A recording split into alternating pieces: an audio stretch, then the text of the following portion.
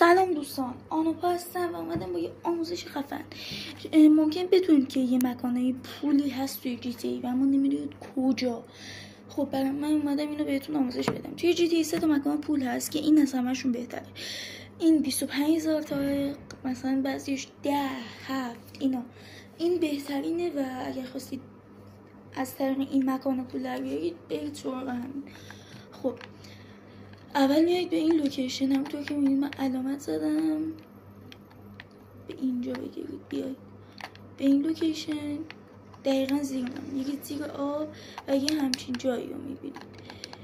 من میام قشنگ پایین، این کیفی که هست رو برمیداره. وای نشد برم الان نفسم تمام میشه، یه لحظه دیگه برم بالا دوباره برمیگردم بمیرم کارم تمامه یا اول فصل.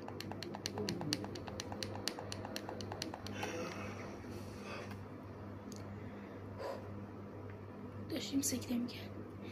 خب ابتدا بذارید زن نفس بگیریم، میایید پایین.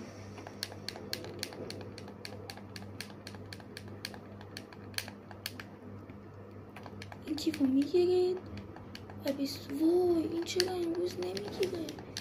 آقا من شرمنده اما بذارید من یک بار دیگه بیام بالا. من دارم شرمنده میشم، نمیدونم چرا نمیگیره. قبلا همینجوری با همین روش میگیره. میایید پایین پایین.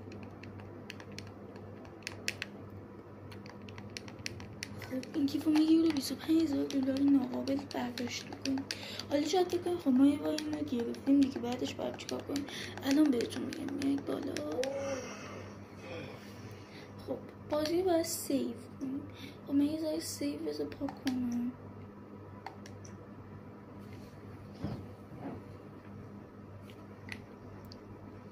برم توی سیوام،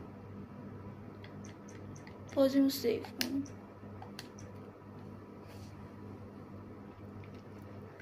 حالا میگم اینجا اینو میزنم، میام توی این گزینه و این همه آپدیتی که شما میبینید من بین اینا یکیش انتخاب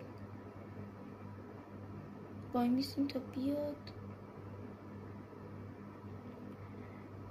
دوباره من قبلا خیلی وقت دیگه من از این روش استفاده نمی کنم. خب و فکر کنم اینطوری بوده باشه، حالا اگر نبودم دیگه نمیدونم دیگه.